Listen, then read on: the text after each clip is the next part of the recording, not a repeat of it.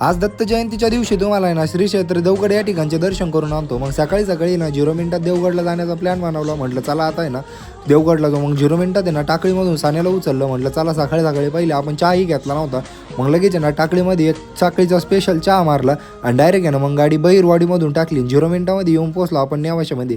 नेवाशातून गाडी टाकली देवगडकडे जायला. आणि मला कधी वाटलंच नव्हतं एवढी गर्दी असेल म्हणून.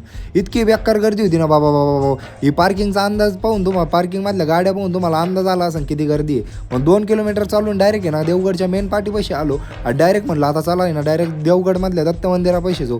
जत्रा बी होती म्हणून आणि इथं भरपूर स्टॉल बिल लागलेले होते. मग जबरदस्तरित्या आहे ना मस्त एंट्री मारली आणि मग दर्शन घेतलं बरं का. कॅमेरा अलाउड नव्हता. आणि हेच ते मंदिर आहे दत्त मंदिर. भरपूर प्रसिद्ध आहे, भरपूर छान मंदिर आहे. हे जे तुम्हाला माझ्या मागे दिसतंय ना या मंदिरामध्ये आपण दर्शन घेतलं. कॅमेरा काय अलाउड नव्हता तिथं. मग त्याच्यानंतर आहे ना म्हटलं चला आता प्रवरा नदीमध्ये जाऊ गेलो.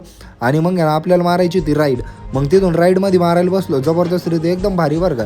प्रवरा नदी 1 नंबरमध्ये मारली राईड बीड. आणि त्याच्यानंतर आहे ना मग हे इथं कीर्तन वगैरे चालू होतं. मग त्याच्यानंतर आपल्याला भूक लागली थोडीशी. म्हटलं थोडा मग प्रसादाचा नाश्ता करू. मग नाश्ता करायला घेतला प्रसादाचा नाश्ता. मग नाश्ता बिष्टा केला. आणि त्याच्यानंतर आहे ना समाधी मंदिराचं दर्शन घेतलं. मग मंदिराचं दर्शन घेऊन आहे ना हवन पण बघितलं. हवनाचं पण दर्शन घेतलं. डाळबट्टी लापशीचा प्रसाद खाल्ला. त्याच्यानंतर मग निघालो आपण घरी. मग चला मुकुल साबळेल तेवढं फॉलो करून टाका. संपला विषय.